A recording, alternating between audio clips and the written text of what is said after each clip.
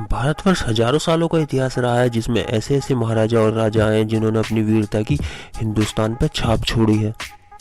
तो आज हम ऐसे ही एक राजा की बात करेंगे जिनका नाम है पृथ्वीराज चौहान, जिनको कौन नहीं जानता। भारतवर्ष में हर जगह उनके चर्चे हैं, उनकी कहानियां हैं, उनके किस्से हैं बहादुरी के। तो हम आज बात करने वाले हैं पृथ्वीराज चौहान की। तो पृथ्वीराज का जन्म 1163 में और 1168 में ही बताया जाता है, क्योंकि अलग अलग प्योरे दे रखे हैं। उनके पिता सोमेश्वर और माता पूर्वा देवी के यहाँ हुआ, जो कि अजमेर के राजा थे। माना जाता है कि पृथ्वीराज चौहान 13 साल की उम्र में ही उन्हें अपने पिता की मृत्यु के बाद अजमेर के राज सिंहासन में बैठना पड़ा और वहाँ का शासक उन्हें बनाया गया। पृथ्वीराज चौहान 6 भाषाओं में निपुण थे, जो थी संस्कृत, प्राकृत, मगधी, पैशाची और सौरसेनी अपरस। तो ये 6 भाषाओं में वो निपुण थे। साथ ही साथ उन्होंने मीमांसा, वेदांत, गणित, पुराण, इतिहास, सैन्य विज्ञान और चिकित्सा की पढ़ाई करी थी। संगीत, कला और चित्र बनाने में भी वो निपुण थे।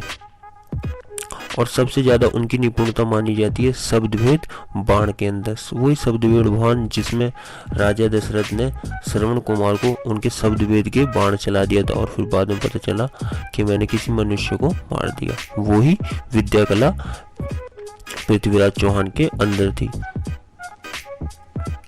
तो 13 साल की उम्र में उन्होंने बिना हथियार के एक बाघ को मार गिराया, जहाँ से उनकी बहादुरी के किस्से दूर दूर देश तक पहुंचे। और इन्हीं किस्सों के कारण ही उनके दादा जो थे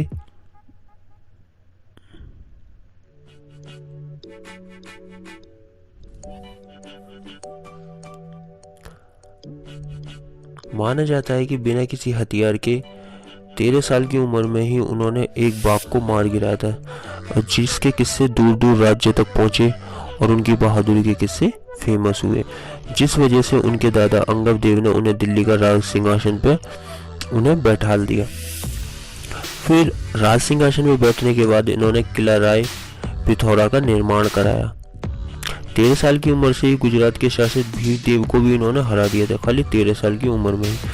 ये पृथ्वीराज चौहान सबसे ज्यादा जाने जाते थे अपनी वीरता और अपनी सेना के कारण। माना जाता है इनकी सेना में लगभग 3 लाख सैनिक थे, जिसमें करीबन 300 हाथी और काफी सारी संख्या में घुड़सवार भी थे, जो माने जाते हैं 600-800 के आसपास। तो अब बात हम करते हैं पृथ्वीराज जी की प्रेम कहानी पे नजर डालते हैं। तो पृथ्वीराज जी की प्रेम कहानी, 11 साल की उम्र में उनकी पहली शादी हुई और उसके बाद 24 साल की उम्र तक उनकी शादियां होती रही। लेकिन 26 साल की उम्र में उन्होंने शादी करी संयुक्ता से। संयुक्ता की बात करें, संयुक्ता कौन थी? संयुक्ता थी जयचंद की बेटी। जयचंद था कन्नौज का राजा। तो वैसे तो उनकी खाली चंद्रवरदाई में 6 ही बीवियों के नाम लिए गए, जिसमें जम्बावती, इच्छावनी, यादवी, ससेता, हसावती और संयुक्ता, खाली इन्हीं के नाम का इनका वर्णन किया गया है। तो हम बात कर रहे थे संयुक्ता की। संयुक्ता जो जयचंद की क्या थी? बेटी थी। माना जाता है कि पृथ्वीराज जी को वो संयुक्ता मन ही मन चाहती थी, और ये बात उसने अपने पिता से कही, जिस बात को लेकर जयचंद भड़क गया और उसने क्या करा, उसने संयुक्ता के लिए स्वयंवर का आयोजन किया। इतना ही नहीं, उसने स्वयंवर के आयोजन में दूर दूर से राजा महाराजा आए, और उसने साथ ही पृथ्वीराज का अपमान करने के लिए उनकी जो मूर्ति थी वो द्वारपाल के रूप में लगा दी। फिर स्वयं संयुक्ता को आना था और फिर आकर क्या करना था? हार फैलाना था। तो उन्होंने क्या करा? हार जो है, माना जाता है कि पृथ्वीराज चौहान की जो मूर्ति थी उसको उन्होंने क्या करा? हार पहना दिया। फिर पृथ्वीराज चौहान आते हैं और संयुक्ता को अपने साथ ले जाते हैं। माना जाता है कि जयचंद ने अपनी सेना भी उनके पीछे भेजी थी, जिसके हत्ते पृथ्वीराज नहीं आए और आराम से अपने राज्य निकल गए। तो जब से ही माना जाता है जयचंद अंदर ही अंदर क्या थे? पृथ्वीराज से नफरत करने लगे। फिर पृथ्वीराज के लिए उनके अंदर नफरत जयचंद के अंदर भरी जा रही थी। फिर उन्होंने मोहम्मद गौरी का नाम सुना, जिसने माना जाता है कि अलग अलग महाकाव्यों में अलग अलग उनका वर्णन किया गया मोहम्मद गौरी का, उसने कितनी बार आक्रमण किया। जैसे कि हम मान लें पृथ्वीराज रासो में 3 बार कहा गया है कि मोहम्मद गौरी को बंदी बनाया, और हमीर महाकाव्य में कहा गया कि 7 बार, प्रबंध कोश में कहा गया कि 20 बार, सृजन चरितमानस में कहा गया कि 21 बार, प्रबंध चिंतामणि ग्रंथ में कहा गया कि 23 बार, और सबसे ज़्यादा जिसका ब्यौरा होता है, जिसका सबसे ज़्यादा जिक्र होता है, वो है 17 बार, और 18वीं बार पृथ्वीराज चौहान हार गए थे। तो जी ये अलग अलग महाकाव्य है, तो अलग अलग इनका वर्णन होता है। तो माना जाता है कि जयचंद ने अपना फरमान भेजा, गौरी को कहा कि मैं तुम्हारे साथ हूँ, तुम भारत पर आक्रमण करो पृथ्वीराज चौहान के ऊपर, मैं तुम्हारा साथ दूंगा और मेरी सेना तुम्हारे साथ रहेगी। मोहम्मद गौरी को फिर क्या था, सिर्फ यही का इंतजार था। इतनी बार हार होने के बाद कोई व्यक्ति सिर्फ जीतना ही चाहेगा, तो ये मोहम्मद गौरी को इसका इंतजार खत्म, और मोहम्मद गौरी क्या कर देता है, भारत पर आक्रमण कर देता है। लेकिन आक्रमण करने से पहले पृथ्वीराज चौहान उसे उसकी हार को याद दिलाते हुए कहते हैं कि अब भी तुम्हारे पास है, तुम लौट जाओ। लेकिन मोहम्मद गौरी एक चालाक व्यक्ति था, तो उसने क्या करा, वहीं पर वो डेरा डाले रहा और अंदर ही अंदर आक्रमण की योजना बनाता रहा। पृथ्वीराज चौहान ने समझा कि ये वापस चला जाएगा, लेकिन एक दिन सुबह सुबह जब पृथ्वीराज चौहान की सेना पूजा कर रही थी, तो उसने सुबह ही सुबह आक्रमण कर दिया, और जिसमें पृथ्वीराज चौहान की हार हुई। और हार होने के बाद मोहम्मद गौरी पृथ्वीराज चौहान और उनका मित्र चंद्रबरदाई, जो उनके महाकाव्य थे राज दरबार में, उन्हें बंदी बनाकर अपने देश गजनी ले गया और उनको पृथ्वीराज चौहान को वहाँ जेल में कैद कर लिया। और उनसे कहा गया कि पृथ्वीराज की आंखों की चमक इतनी थी कि उनसे कहा गया था अपनी आंखें नीची करो और मेरे यहाँ सर झुकाओ। पृथ्वीराज चौहान ने कहा कि सिर्फ मैं राजपूत हूँ और मैं मरने के बाद ही अपनी आंखें नीची करूँगा। तो उस यानी कि मोहम्मद गजनी को उनकी आंखों की चमक अच्छी नहीं लगी, और उन्होंने अपने सेना से उनकी आंखों में गर्म शरीर डलवा दिए, जो कि बहुत ही महत्वपूर्ण बात है और जो समय प्रख्यात है। और आप भी जानते हो कि मोहम्मद गौरी ने उनकी आंखें निकलवा दी थी, यानी कि जलवा दी थी।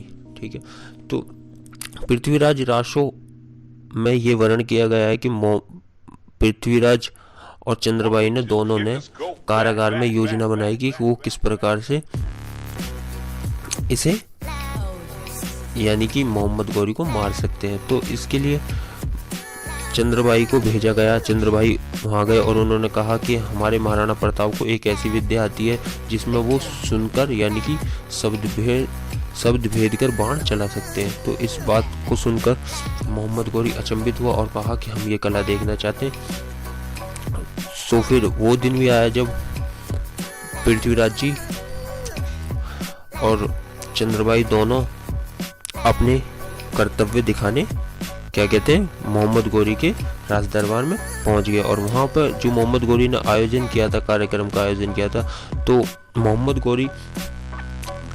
गौरी से चंद्रबाई ने पहले कहा था कि हमारे जो राजा हैं यानी पृथ्वीराज चौहान वो जब भी बाण चलाएंगे जब आप आदेश दोगे, वो किसी टुच्चे मुच्चे के कहने पर बाण नहीं चलाएंगे। ठीक है, तो मोहम्मद गौरी ने आदेश दिया और चंद्रबाई ने उनकी जो दूरी थी वो एक महाकाव्य की भाषा में बताई, अपनी काव्यतक भाषा में एक पंक्ति कही। पंक्ति थी 4 बांस 24 गज अंगुल अष्ट प्रमाण ता ऊपर सुल्तान है मत चूक ए चौहान।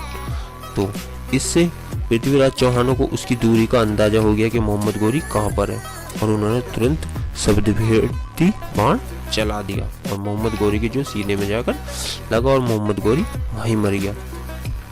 फिर उसके बाद अपनी दुर्गति ना हो इसके लिए चंद्रबाई और पृथ्वीराज चौहान ने एक दूसरे को मार लिया और कहा कि दुश्मन के हाथों मरना है, आपस में दोस्तों के हाथों मारा जाए। और ये बात सुनकर जैसे संगीता को ये बात पता चली तो संगीता ने भी अपने प्राण त्याग दिए। आज भी पृथ्वीराज चौहान की जो समाधि है वो गजनी शहर में, जहाँ मोहम्मद गौरी की समाधि है, उसके बाहर है और उसका काफ़ी अपमान किया जाता है। लेकिन भारत में अब भी ऐसे शेर हैं जो उनकी अस्थियों को वापस लिया है। उनमें से एक के नाम है शेर सिंह राणा उर्फ पंकज सिंह राजपूत, जो पृथ्वीराज जी की अस्थियों को भारत ले आया और साथ में सबूत भी, यानी कि उसकी वीडियो भी बना के लाया कि उनने कैसे कैसे वो निकाली। ठीक है, तो भारत में है वीर बहुत अनेक वीर हैं। तो ये थी हमारे पृथ्वीराज जी की कहानी, और आप बताएं आपको कैसी लगी। और सारे जितने भी इसके अंदर तथ्य थे वो मैं सारे ले आया, ठीक है, जो आपके काफ़ी काम आएंगे।